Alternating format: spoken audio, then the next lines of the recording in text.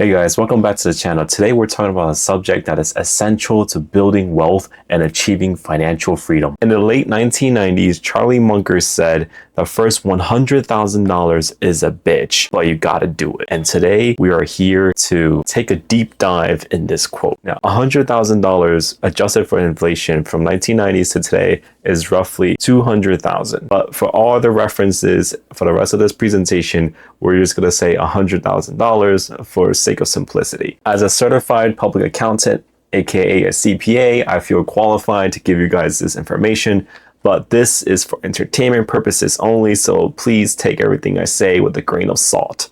All right, without further ado, let's get to it. All right, first off, understand your starting point, and that is we're talking about $100,000 in net worth. And net worth specifically is assets minus liabilities gives you your net worth. Assets are things that are worth money, or things that have future economical purposes. I always could talk about your house, your cash, and your savings account, the stocks and bonds you own, your 401k, retirement savings, gold, cars, and whatnot. Liabilities are the money that you owe. So this could be mortgages, student loans, medical debt, credit card loans, car loans. You owe your friend $10, whatever, everything that you owe other people are assets.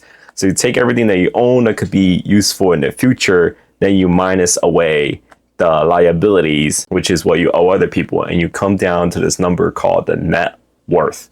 And that's what we're talking about, $100,000 in net worth. If you guys are getting confused about how to keep track of this stuff, I've been using SoFi Bank to keep track of it. They give away 4.6 interest rate, so that's higher than Chase Bank and a lot of other banks that I've used. Don't feel obligated to sign up, but if you do, or if you're curious about signing up for SoFi Bank, there is a link in the description. So if you'd like to take a look, you can, but I'm not promoting them in any way, nor am I sponsored. So I'm just trying to help you guys out. All right, after running all the calculations, if your net worth is above 100,000, good, you can click off. You don't need this video. If your net worth is below 100,000, then maybe I can help you. If you can tell from these calculations, this is also why it's really important that you stay out of debt while doing this stuff, because debt is like a double whammy. The more debt you build, the less net worth you have. And if you spend the debt on stupid stuff that doesn't generate more income in the future, now you just have plain debt and your net worth is just going down without any gains to assets. So don't buy stupid stuff. All right. So with that out of the way, you now know how to calculate net worth. Part 2 of the equation is actually, I want to say, the most important part. Step 2 is increasing your income so you can increase your savings to build your net worth.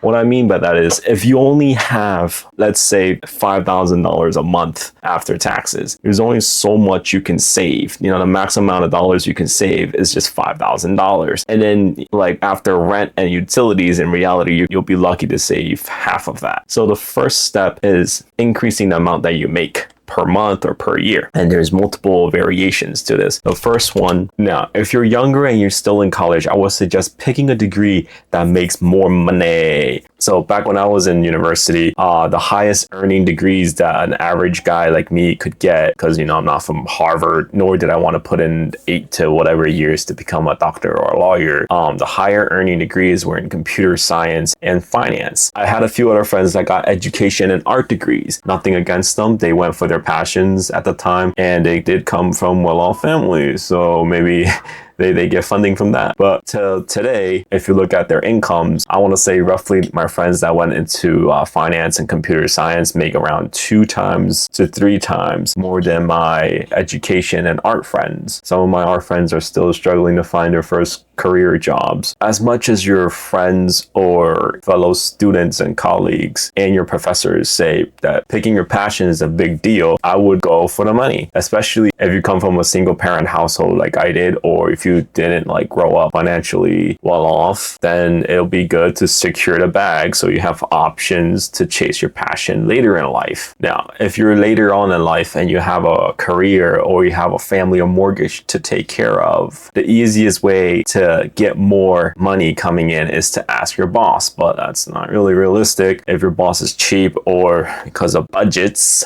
So in reality, the best way to make more money is just probably polish up that resume and go find another job that pays you what you're worth. Now you're gonna hear a lot of boomers say, you know, what if you cut out your coffee and your avocado toast? You know, that's not really gonna save you much. It's gonna save you like $1,000, $2,000 a year max. It is a lot of money, but in the grand scheme of things, $1,000 to $2,000, it doesn't really mean that much, especially if you're sacrificing the very thing that makes your day a little bit more enjoyable. Now, I don't know if you noticed, but the third one is actually my favorite, and that is building an extra side hustle or building your own business, because that allows you to, what I call, sell your earnings at a multiple. Because if you look at stock markets, most companies sell at a multiple to their yearly earnings. You want to keep making money and then have it plowed into your savings, or do you want to build an entity beside yourself that you can sell later at a multiple? Who works at a multiple? I don't think any jobs offer you something at a multiple. The only way to get a multiple is to build something of value besides yourself. If you're a bit more adventurous or just want something more risky and rewardy, let's try side hustles and starting your own business. Be warned, I failed like 3 times doing this stuff. Shameless plug, this is my 4th one. So if you're enjoying the content, please like and subscribe around here somewhere. Yeah, help a brother out. So my very first side hustle that I tried was through Amazon retail arbitrage. So I saw this software that basically tells you if like Walmart or Target or something has something on sale at such a great price that you can buy it and then flip it on Amazon. They had a trial version, it was like 10 days. So I took my $500 student Discover card and I started buying candles from Bed Bath & Beyond, and I believe this Wi-Fi Eero mesh network from B&H Photos. All right, so everything was going well. Then I think Amazon lost my candles and the Wi-Fi thing was returned. So immediately, straight away, before making any profit whatsoever, I had a return which pretty much cut my profit in half or whatever profits that were left. And then they lost my candles. So when it came time to pay that credit card, I spent whatever money I saved up during the summer and I paid it off. So that one didn't really work that well. But the skills that I learned from flipping those 2 items led me to reselling stuff from Goodwill to eBay. And I did that for around half a year until Goodwill decided to charge eBay prices. So I kind of quit that. Fuck you, Goodwill and Salvation Army too, I think. Or mostly it was just Goodwill that tried to fuck me over. So building a side hustle, it allows you to gain valuable skills that are transferable to your other ventures. And it's my preferred method because it just provides me like internal satisfaction versus just grinding away for the money. And it gives me something different to do and master the craft of XYZ. Like right now I'm doing videography, which is something completely out of my book in my regular day job. So it gives you like a creative expression kind of. So instead of mastering or getting a degree in video or cinematography, I now have a regular 9-to-5 job. And I do this on the side. So I guess that works. That pays out. Now that we got all the offensive options out of the way, let's shift to the defensive side of saving money. And that is creating a budget and sticking to it. All right. So first off, to create a budget, you're going to need to go through all your credit card statements and your bank statements. And then you need to find the transactions of what you spend monthly. Okay. Now this might be a bit hard for some of you, but you need to separate what is necessary from what is the unnecessary.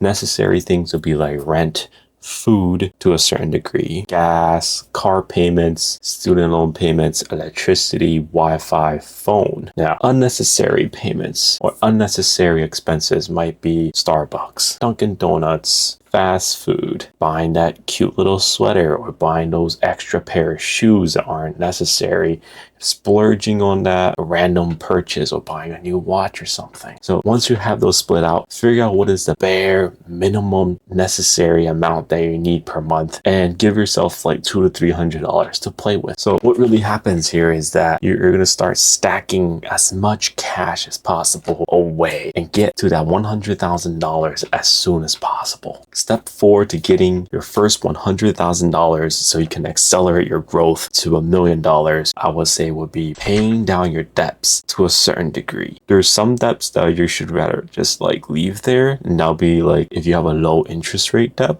I'm talking like below 4%. Maybe you have a really low interest on the mortgage, or you have an interest-free student loan, or you have a really good rate on your car. I would actually just prefer to keep making your regular payments for those debts rather than paying those off first, because our interest rates are really high right now. So those low interest debts is technically free money, and you can move the money that you'll be saving from paying down those debts into the stock market, where they'll be making, I don't know, 10 to 15% on a good year. So I will say if it's below 10% on the interest rate for the debt, you want to keep making the regular minimum or whatever allotted monthly payments. But if it's above 10%, you definitely want to pay that off. Some debts that are above 10% will be credit card debt. Maybe you've got a really expensive car payment, or you're leasing a car, or like medical debt. Actually just avoid paying medical debt at all, or try to negotiate the medical debt all the way down, because that's one of the debts doesn't really affect your credit score much, and you can avoid it if possible, because I'm pretty sure doctors aren't allowed to kill you.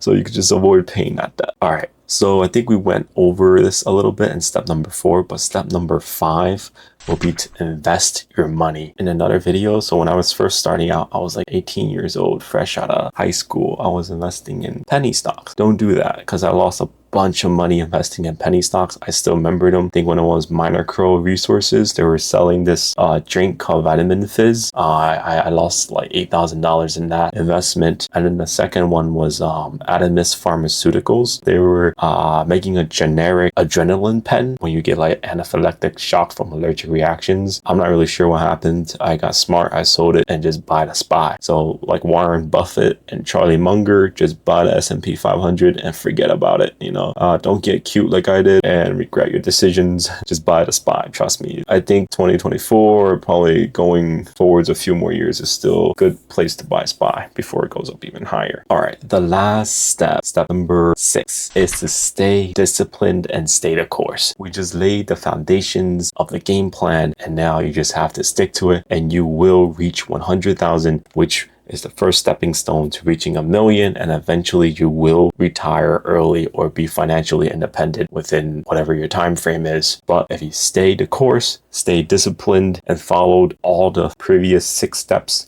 then you should be well on your way to financial freedom. Thank you, everyone. If I provided any value at all today, and please like and subscribe in the comments down below. Out.